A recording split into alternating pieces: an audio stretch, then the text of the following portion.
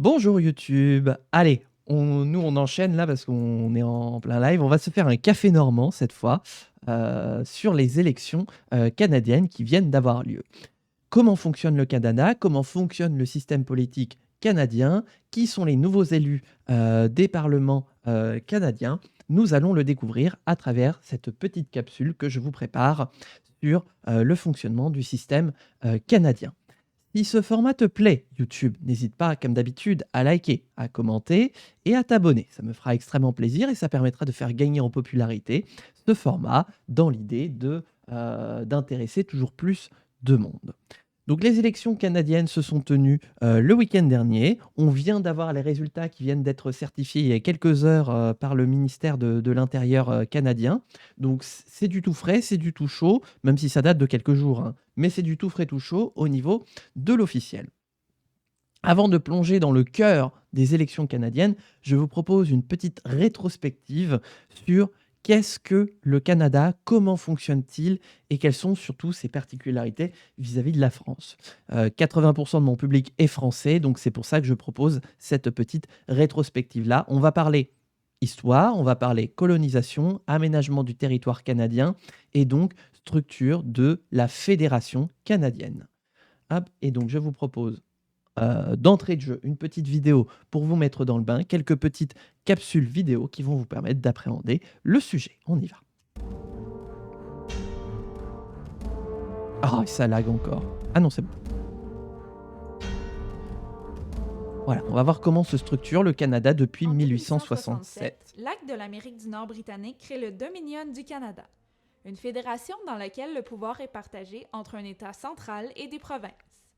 Au moment de sa création, le Canada comporte 4 provinces, soit l'Ontario, le Québec, le Nouveau-Brunswick et la Nouvelle-Écosse. Un peu faible. Ok, je monte le son. Ah oui, c'est vrai que je l'ai un peu trop baissé. Hop, ça devrait être mieux comme ça. Bah, j'en profite de cette pause pour vous dire voilà, que c'est une fédération qui est issue donc, des colonies britanniques. Voilà, qui a été donc peuplée de Britanniques et en partie de Français. Le Canada a une particularité du fait de cumuler population anglaise et francophone avec le Québec. Donc une histoire particulière et donc un fédéralisme particulier. Le Canada est toujours un État qui fait partie de ce qu'on appelle le Commonwealth, c'est-à-dire une sorte de république coloniale supervisée par le Royaume-Uni. Donc le roi d'Angleterre actuellement est à la tête du Commonwealth. C'est le chef d'État de tous les États faisant partie du Commonwealth. Le Canada en fait partie. Le chef de l'État canadien, c'est donc le roi du Royaume-Uni, de Grande-Bretagne et d'Irlande. Voilà. La reine du Royaume-Uni demeure le chef de l'État Le canadien. roi. Elle est toujours représentée au Canada par un gouverneur Mhm. qui exerce désormais des fonctions symboliques. Trump a dit qu'il aimerait bien rentrer dans le Commonwealth. Ah, je l'ai raté celle-là. Ah bah dis donc. Ah, ça c'est intéressant parce que celle-là, je l'ai pas vue. Bah tu m'étonnes. Mais ça voudrait dire qu'il accepterait d'être assujetti à la couronne britannique? Ça me semble, ouais, ça me paraît un peu étonnant. Le Parlement fédéral est le siège du pouvoir législatif. Il est donc responsable de l'adoption des lois. Et ce Parlement compte 2 chambres. La Chambre des communes, qui est composée des députés élus par la population, Donc c'est l'équivalent, je ferai des petits équivalents en français, c'est l'équivalent de notre Assemblée nationale. et le Sénat, dont les membres sont nommés par le gouverneur sur recommandation du premier ministre. Voilà, là on voit que c'est un petit peu différent quand même puisque le Sénat n'est pas élu, il est nommé par le gouverneur sur proposition du Premier ministre. Mais comme le Premier ministre est élu entre guillemets par la population, il y a quand même une certaine représentativité de, de, de la population, du vote de la population. Le gouverneur, eh bien, je crois plus que le titre existe aujourd'hui, puisque là, on parle de 1867. Il me semble plus qu'il y a de gouverneur. Mais ça, c'est vraiment en 1867. Là, maintenant, c'est véritablement, grâce aux avancées technologiques, le roi d'Angleterre, enfin du Royaume-Uni, de Grande-Bretagne et d'Irlande, qui assure la représentation directe, là où avant il fallait passer par un gouverneur, puisque vous en aviez pour 3 mois de traversée pour relier le Canada au Royaume-Uni. Par contre, le reste du système politique, lui, n'a pas changé. Vidéo? Du coup, c'est le roi. Bah oui, c'est Charles III, le roi du Royaume-Uni, de Grande-Bretagne et d'Irlande. Oui, parce que, alors normalement, voilà, parce que ça fait un moment, mais, mais Babette, voilà, Élisabeth II, elle a cassé sa pipe. Ça fait plus d'1 an maintenant, puisque il me semble que c'est en juin que Charles III a été couronné roi roi d'Angleterre, de Grande-Bretagne et d'Irlande du Nord. Euh, mais donc c'est lui maintenant qui assure la royauté, tant sur le Royaume-Uni que sur le Commonwealth. Le gouvernement du Canada est le siège du pouvoir exécutif. Il est donc responsable de la mise en œuvre des lois. Donc, comme en France et comme dans beaucoup de pays, les pouvoirs sont séparés. Il y a un pouvoir exécutif d'un côté qui est géré par un gouvernement, un Premier ministre et son cabinet de 2 ministres, et de l'autre côté, le pouvoir législatif, le pouvoir de faire la loi, réparti entre la Chambre des communes et le Sénat. Donc là-dessus, finalement, on se retrouve à peu près avec le fonctionnement de nos institutions françaises. Vidéo? Ok, c'est cassé. Très bien. Attendez, je vais baisser un peu la qualité. Hop. 2 petites secondes, c'est un peu cassé. Allez.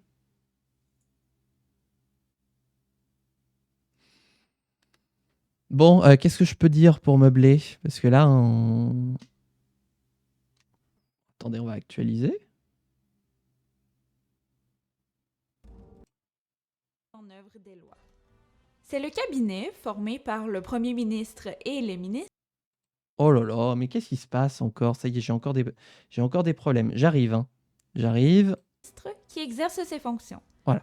Le premier ministre est traditionnellement le chef du parti comptant le plus d'élus à la Chambre des communes. Il gouverne avec l'aide des ministres qu'il choisit parmi les députés de son parti. Et donc là, au Canada, là où en France, n'importe qui peut être nommé ministre sur proposition du Premier ministre, et donc sur nomination du président de la République, ce sont des membres de la Chambre des communes qui sont nommés ministres, à l'instar du Premier ministre qui est le chef du parti arrivé en tête à la Chambre des communes.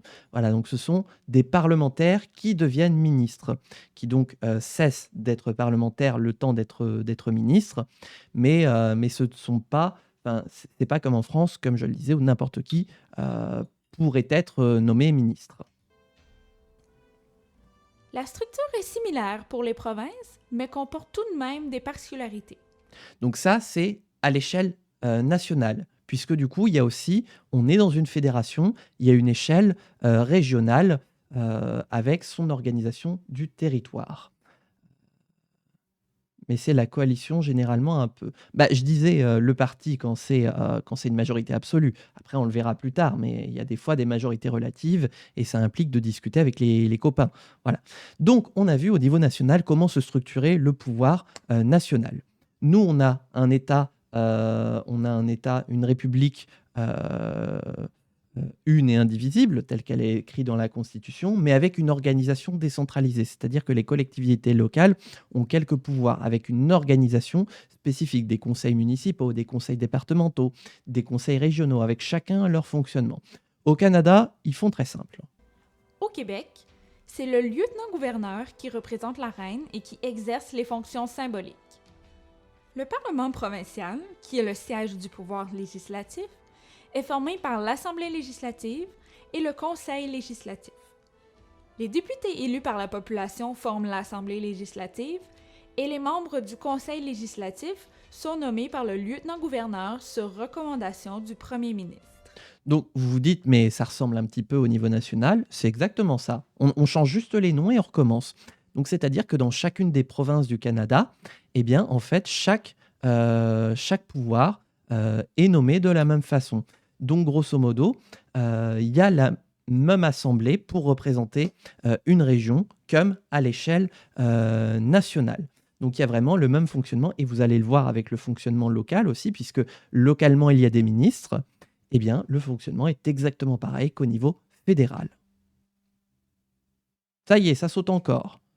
Oh. Le gouvernement du Québec est le siège du pouvoir exécutif. Le premier ministre gouverne sur le conseil exécutif avec l'aide des ministres qu'il choisit parmi les députés de son parti. Voilà, c'est exactement la même chose. Vous prenez l'organisation fédérale, vous la calquez au niveau régional et c'est exactement la même chose. Voilà. Sachant que du coup, c'est une fédération. Donc les provinces du Canada ont beaucoup plus de pouvoir que nous, nos régions françaises, pour comparer. Et justement, on va voir le champ de compétences. Qu'est-ce qui relève de l'État fédéral et qu'est-ce qui relève des gouvernements provinciaux? Les champs de compétences, c'est-à-dire les domaines dans lesquels les gouvernements fédéraux et provinciaux peuvent passer des Ah lois, oui, non, ça marche aussi. sont également déterminés par l'Acte de l'Amérique du Nord britannique.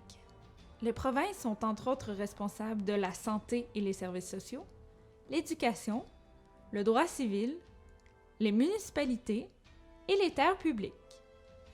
Quant à lui, Ça veut dire, en plus, vu que c'est une fédération, que chaque province peut s'administrer comme elle veut et que donc la loi en matière de santé, d'éducation, de droit, de municipalité et de terres publiques peut être différente d'une province à l'autre. Un peu comme en Allemagne, justement, qui elle aussi est une fédération.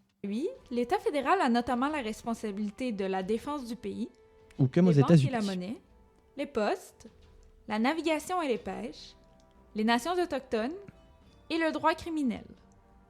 Le fédéral dispose aussi de ce qu'on appelle les pouvoirs résiduaires, ce qui signifie que tous les nouveaux champs de compétences qui seront créés dans le futur relèveront du fédéral. Et ça date de 1867. Justement, c'est pour vous dire que si au début, l'équilibre des pouvoirs était à peu près 50-50 dans la balance, avec cette logique de pouvoir résiduaire, l'État fédéral a pris plus de place que d'autres États fédéraux par la suite, avec cette logique de dès qu'il y a une nouvelle compétence, c'est forcément pour l'État fédéral, à moins qu'une loi vienne rétrocéder la compétence aux provinces. Comme ce fut le cas par exemple avec Internet. Cette division des compétences s'accompagne aussi d'une répartition des revenus. Forcément, il faut des moyens. L'État tire principalement son financement des taxes et des impôts, et chaque palier de gouvernement en reçoit une partie en fonction de ses dépenses. Au 19e siècle, c'est principalement le fédéral qui obtient la majorité des revenus parce qu'il doit assumer la plus grande part des dépenses. Ceci fait en sorte que le gouvernement fédéral est le principal détenteur du pouvoir politique au début de la Fédération canadienne. Et même encore aujourd'hui. Hop. Voilà, donc ça c'était pour avoir un petit portrait général de comment fonctionne la fédération canadienne. À présent, on va rentrer un petit peu plus dans le sujet de comment fonctionne le pouvoir politique, plus précisément au Canada. Comment fonctionnent les élections fédérales? Comment est-ce qu'un Canadien vote?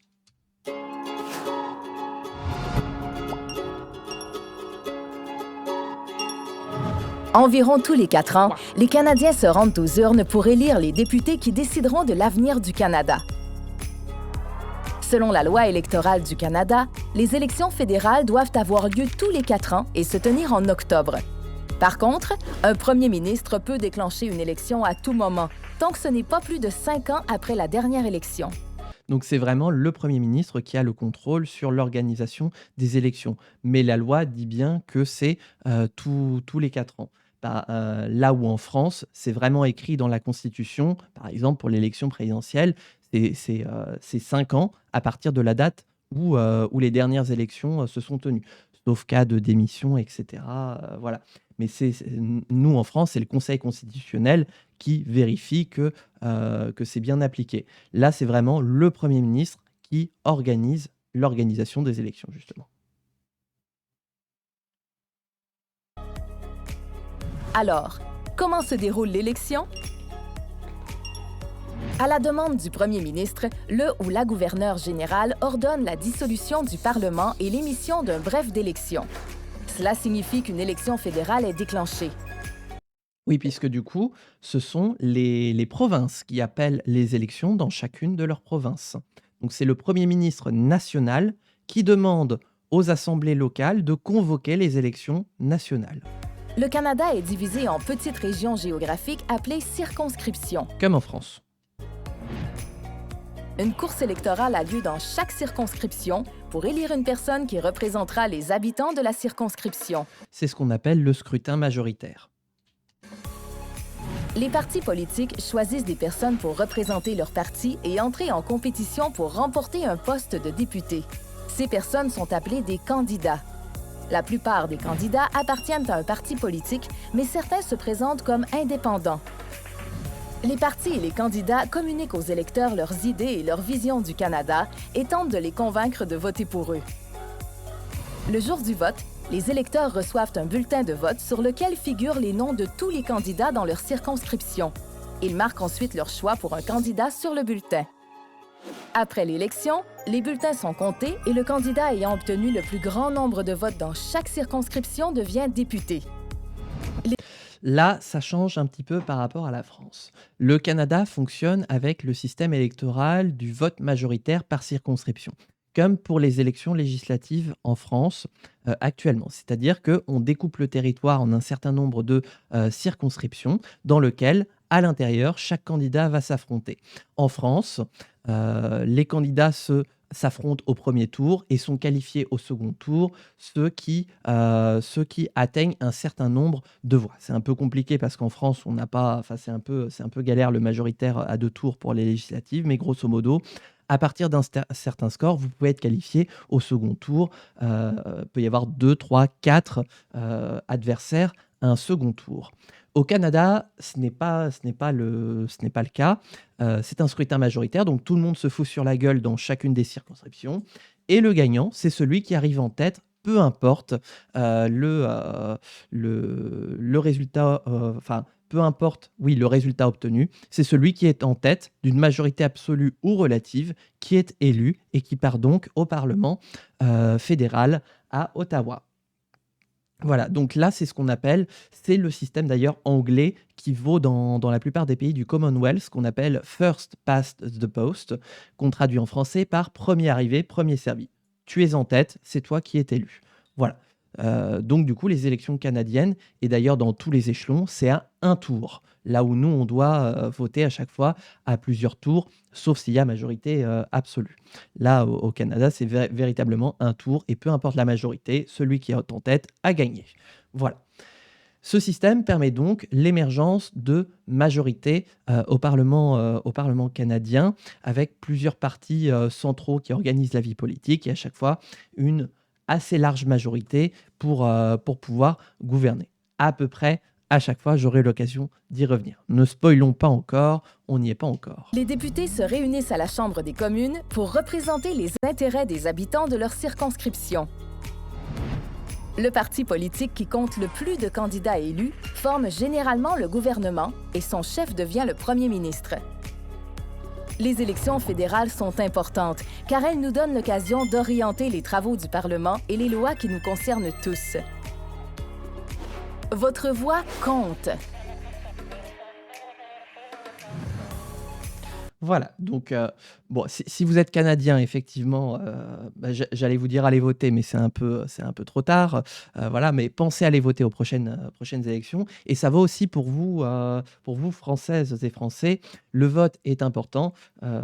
Pensez à aller voter quand vous êtes appelés aux élections. Donc voilà le système politique canadien. Salut Staphoreus, j'espère que tu vas bien. Comment est-ce qu'il fonctionne lors des élections, donc à la fois au niveau fédéral comme au niveau régional. À présent, donc, on va voir un petit peu quel parti compose la vie politique canadienne en ces temps actuels. Nous avons 5 partis qui sont actuellement représentés dans le Parlement canadien, dans le Parlement fédéral. Là, je vous ai mis en plus, c'est les chiffres qui datent justement des dernières élections, donc d'il y a 4 ans, pardon, en 2021. Et donc, on va pouvoir découvrir justement les chiffres de l'élection de 2025 ensemble. Le parti qui était arrivé en tête lors des élections de 2021, c'était le Parti libéral du Canada, qui est un parti de centre avec des idéologies de libéralisme et de centrisme, donc qui est l'un des partis majoritaires du Canada. Son principal opposant, c'est le Parti conservateur du Canada, qui est de centre droit, voire de droite, et vous le voyez, qui a des idéologies de conservatisme, de libertarianisme, de néoconservatisme j'ai dit néolibéralisme. Voilà. Donc c'était le premier parti d'opposition en 2021 au Canada, euh, voilà, puisqu'il n'avait pas réussi à obtenir la majorité des suffrages. Le Canada a une particularité, c'est sa province francophone, le Québec, avec un parti qui représente le Québec, le Bloc québécois, qui est un parti de centre-gauche qui prône une logique d'indépendantisme, de nationalisme québécois et globalement de social-démocratie. C'était un parti qui avait 32 sièges au Parlement et qui donc en fait tirait l'ensemble de ses élus des provinces, de la province du Québec et donc des circonscriptions québécoises. Nous avons eu un nouveau parti démocratique qui a émergé assez récemment dans la vie politique, orienté à gauche et au centre-gauche, donc globalement de la social-démocratie, type Raphaël Glucksmann, nous, qu'on peut avoir en France, donc qui comptait 25 députés aux élections de 2021. Voilà, et qui est assez nouveau dans le paysage politique. Sa fondation remonte à une dizaine d'années. Et enfin, le dernier parti qui a été représenté, c'était le Parti vert du Canada, de gauche, centre-gauche, cette fois encore, mais orienté vers l'écologisme, avec 2 élus qui se battaient donc en duel, puisqu'ils étaient 2, à la Chambre des communes du Canada. Voilà. Mais depuis, ça c'est les résultats de 2021, depuis, il y a eu de nouvelles élections. Les résultats nous sont donc parvenus au terme de plusieurs nuits électorales avec un suspense important, marqué par des ingérences politiques très marquées, notamment les positions de Donald Trump qui voulait faire du Canada le 51e État des États-Unis. Et donc, on partait avec un parti libéral qui était donné perdant pour les élections. Et puis, tout a changé. Le Parti libéral a remporté les élections législatives, mais ne parvient pas à obtenir la majorité absolue. Le Parti libéral a obtenu 169 sièges au Parlement canadien, la majorité absolue, donc c'est-à-dire 50% plus un siège, donc pour avoir le contrôle absolu d'une chambre, étant fixé à 172 sièges au Parlement canadien. Donc grosso modo, ils ont gagné l'élection en majorité relative, mais ils ont échoué à avoir une majorité absolue à 3 sièges. Ce qui n'est pas énorme. Rappelez-vous les scores de la dernière fois. Hop, attendez. Non, pas comme ça. Comment je fais déjà? Punaise. Là, voilà. Ils avaient fait 159 sièges en 2021, donc ils ont même augmenté leur nombre de sièges suite aux dernières élections. Donc le Parti libéral du Premier ministre, Marc Carney, est donné vainqueur des législatives canadiennes selon les projections. Donc ça, c'est un article qui date de lundi. Là, nous, on est mercredi. C'est entériné, c'est confirmé, c'est terminé. Les libéraux n'ont pas réussi à obtenir la majorité absolue au Parlement canadien, fixée à 172 sièges, a annoncé la chaîne CBC. À 22h, projection de 169 sièges, ce qui est d'ailleurs les résultats définitifs, 169 sièges. Donc les projections étaient bonnes. Voilà. Il devrait toutefois être en mesure de continuer à gouverner en s'appuyant sur un des petits partis représentés à la Chambre basse. Voilà. C'est pour ça que je vous ai fait un petit peu la liste de tous les partis politiques. Il y a quelques mois encore, et c'est ça qui est intéressant, la voie semblait toute tracée pour permettre aux conservateurs, emmenés par Pierre Poilievre, de revenir aux affaires après 10 ans de pouvoir de Justin Trudeau, qui était donc Premier ministre, chef du Parti libéral. Mais le retour de Donald Trump à la Maison-Blanche et son offensive inédite contre le Canada, à coups de droits de douane et de menaces d'annexion, ont changé la donne. Lors de son discours de victoire électorale, M. Carney a appelé les Canadiens à ne jamais oublier la trahison américaine.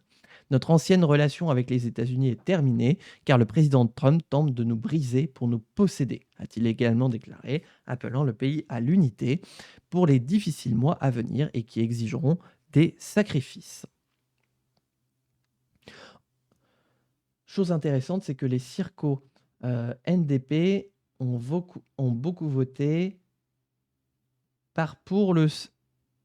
je veux bien que tu reconfirmes ton commentaire, King Loris, parce que King Loris a suivi la soirée électorale justement des élections canadiennes sur le serveur Discord. D'ailleurs, si vous voulez voir les prochaines soirées électorales, venez sur le Discord.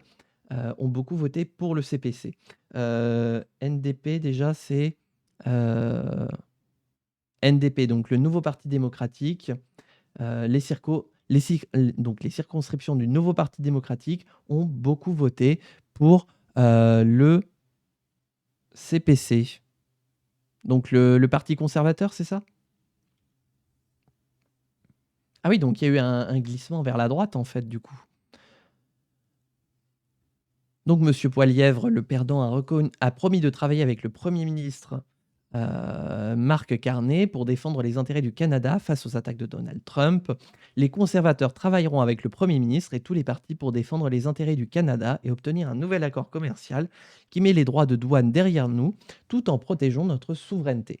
Donc en fait, ce qui est intéressant, c'est que Donald Trump a véritablement réussi à faire un consensus au sein du Canada, consensus contre lui, et donc à fédérer tous les Canadiens contre Donald Trump et contre les États-Unis.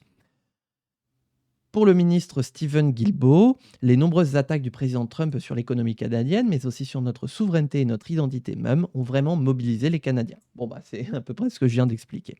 Et les électeurs ont vu que le Premier ministre Carney avait de l'expérience sur la scène mondiale. Pourquoi est-ce que l'article du Monde dit Premier ministre? Eh bien, tout simplement parce que du coup, comme il a gagné les élections, c'est automatiquement lui qui va devenir Premier ministre. Là où quand en France, nous, on a des élections, on peut avoir des idées, mais on ne sait jamais vraiment qui est le Premier ministre. Au Canada, comme dans tous les pays du Commonwealth, c'est automatique. Le chef du parti arrivé en tête égale Premier ministre. Voilà.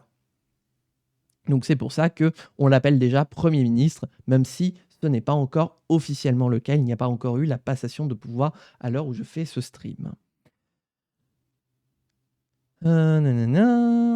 Alors, oui, voilà.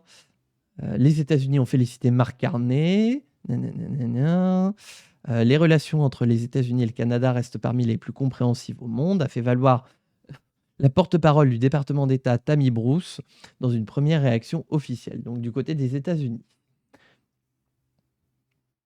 À Ottawa, capitale du Canada, où les libéraux sont réunis pour la soirée électorale dans une arène de hockey, l'annonce de ces premiers résultats a provoqué une salve d'applaudissements et des cris enthousiastes. À 60 ans, Mark Carney, encore novice en politique mais économiste reconnu, a su convaincre une population inquiète pour l'avenir économique et souverain du pays qu'il était la bonne personne pour piloter le pays en ces temps troublés. C'est effectivement le pari qui repose sur ses épaules. Est-ce que les Canadiens ont bien fait de remettre à nouveau les clés du pays dans les mains du Parti libéral alors que Justin Trudeau avait annoncé sa démission sur le fond d'ingérence des États-Unis? C'est ce que nous verrons dans la suite dans les 4 prochaines années, puisque du coup le Premier ministre est en poste jusqu'aux prochaines élections donc, qui auront lieu en 2029. Mais voilà, il a de sacrés défis politiques, économiques et diplomatiques à relever. On va terminer ce petit café normand, on va pas faire très long, mais on va terminer pour voir un petit peu justement un glissement entre 2021 et 2025. En carte et en graphique, voici où s'est jouée l'élection. Donc, hop, ça, ce sont les résultats de 2021 pour que vous puissiez vous en imprégner. Donc, en bleu clair, c'est le bloc québécois. Vous voyez, il fait tous ses scores dans les provinces du Québec en général. Le NDP, donc le nouveau parti démocratique, qui est grosso modo représenté sur la côte ouest et sur les terres du nord du Canada. Le Parti conservateur, qui est grosso modo représenté sur les provinces ici et principalement au centre du pays. Le PLC, donc ça, oui, le Parti libéral, qui fait ses scores un peu partout dans le pays, mais qui n'a pas de, comment dire, bah, qui est grosso modo, en fait, de ce que je vois, un électorat urbain. Parce que là, je vois, là, on a globalement ici Vancouver, j'ai vu qu'il y avait aussi Ottawa, bref, c'est globalement un électorat urbain qui se mobilise. Et donc, le Parti vert, eh ben, je vois même, elles sont tellement petites que je ne vois même pas les circonscriptions du Parti vert. J'ai cru en voir là. Non, elles sont pas là. Elles sont où? Et alors, moi, je suis daltonien, donc ça n'arrange rien. Eh ben, je vois pas les circos du Parti vert. Bon, bah, elles doivent être tellement petites qu'on a du mal à les voir. N'oubliez pas que on est sur une carte de circonscription et donc c'est pas plus une couleur est importante, plus elle a gagné, hein. Au contraire, plus une circonscription est grande, plus ça veut dire qu'il faut aller loin pour trouver des habitants et que donc moins il y a d'habitants au kilomètre carré dans les circonscriptions. Ce qui veut dire que la population canadienne, elle est concentrée grosso modo ici, sur les berges du Saint-Laurent, qui est le foyer historique de colonisation de la Nouvelle-France. Sur la côte ouest du Canada aussi, avec son climat tempéré, et qu'au contraire, toute la partie nord, le Labrador, le Nouveau-Brunswick, le Nunavut, etc., sont des lieux avec des conditions climatiques très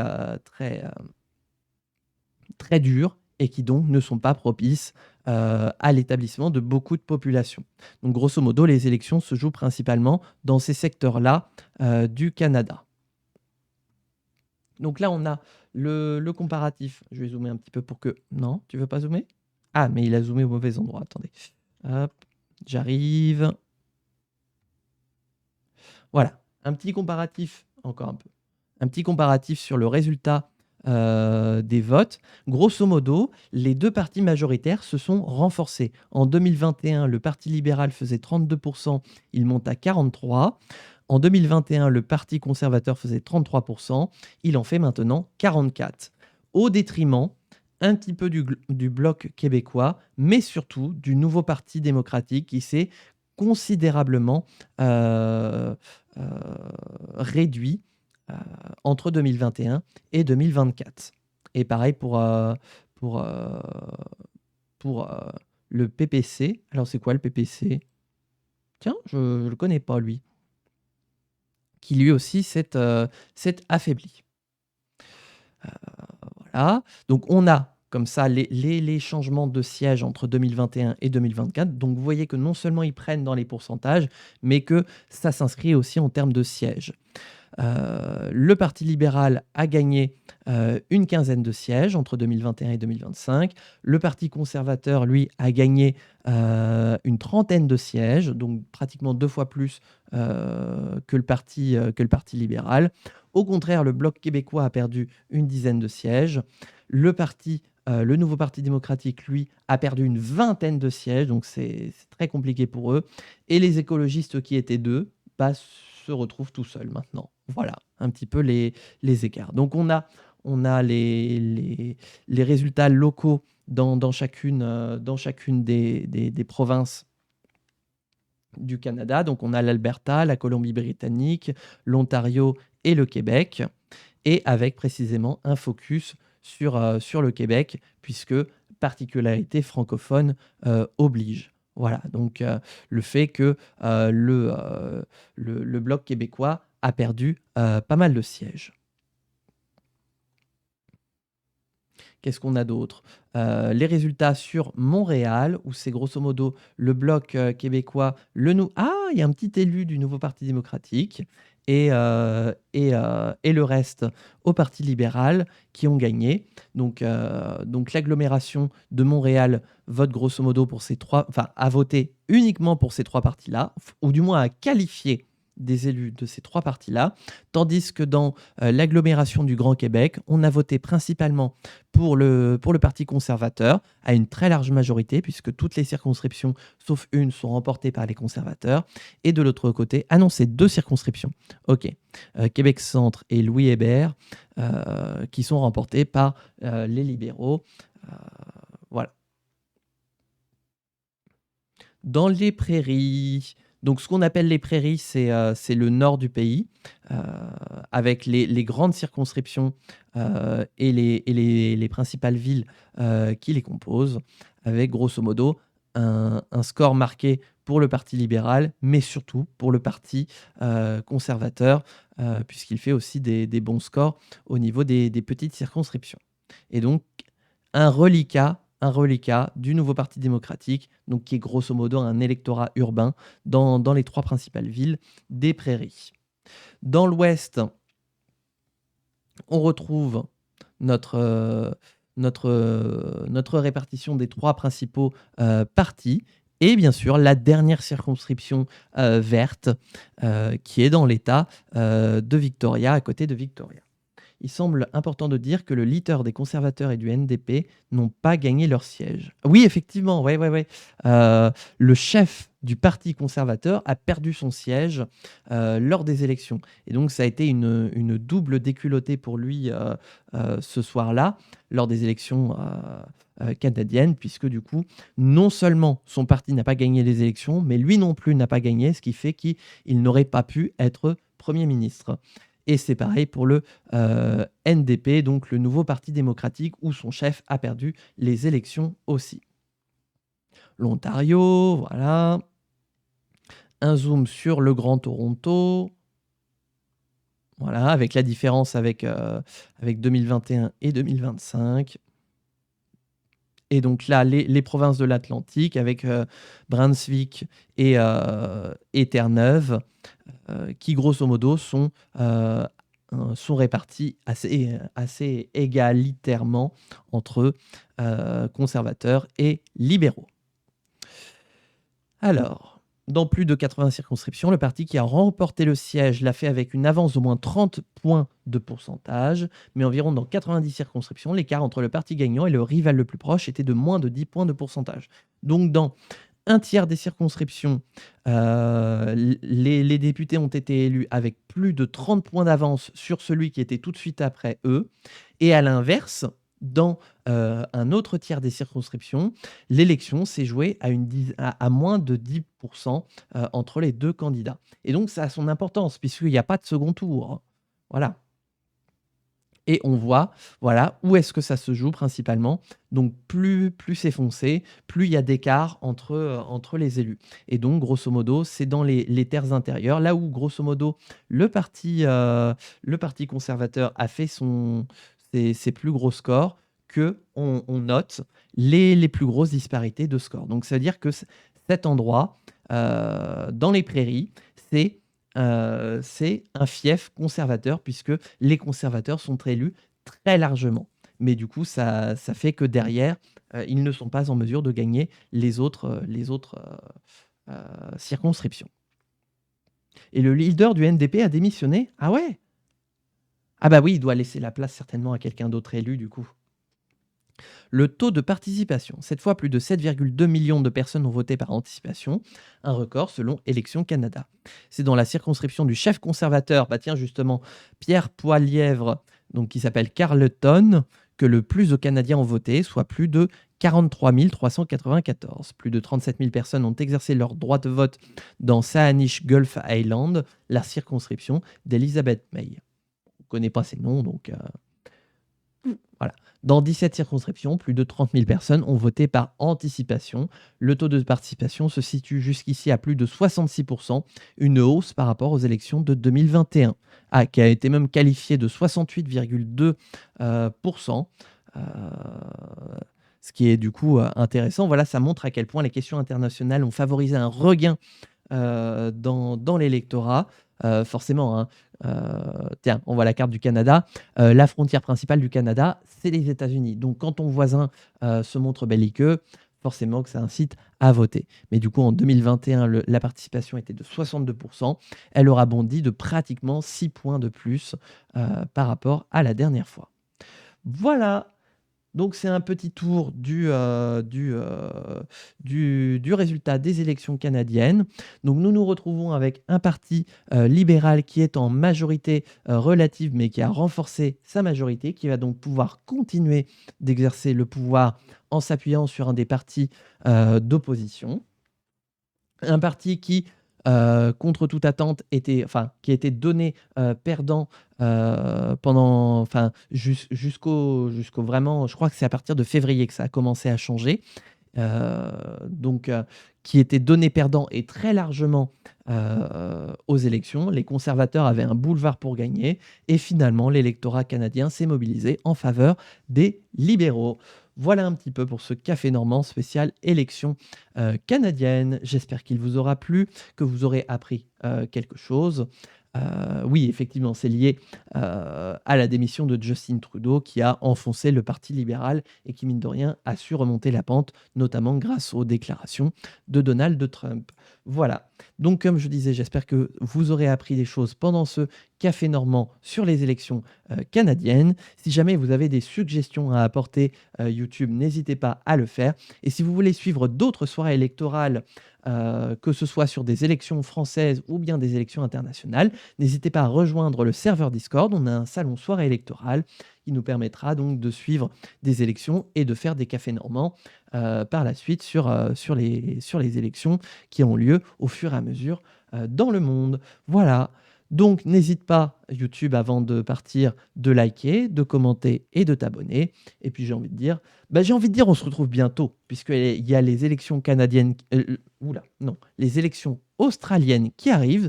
Donc on va se retrouver très prochainement pour parler. On va se retrouver à l'autre bout du monde. En fait, on va passer du grand froid à la neige. Non, du grand froid au soleil, pardon. On va aller en Australie, où toute la faune et la flore veut à mort, et peut-être certains partis politiques. Ce teasing complètement what the fuck. Bref, voilà, on se retrouve du coup pour le prochain Café Normand. Si vous l'avez deviné, ce sera sur les élections australiennes. Voilà, c'est bien, vous avez deviné. Et donc, je vous retrouve bientôt pour de prochaines aventures. Allez, portez-vous bien, amusez-vous bien, et ciao tout le monde.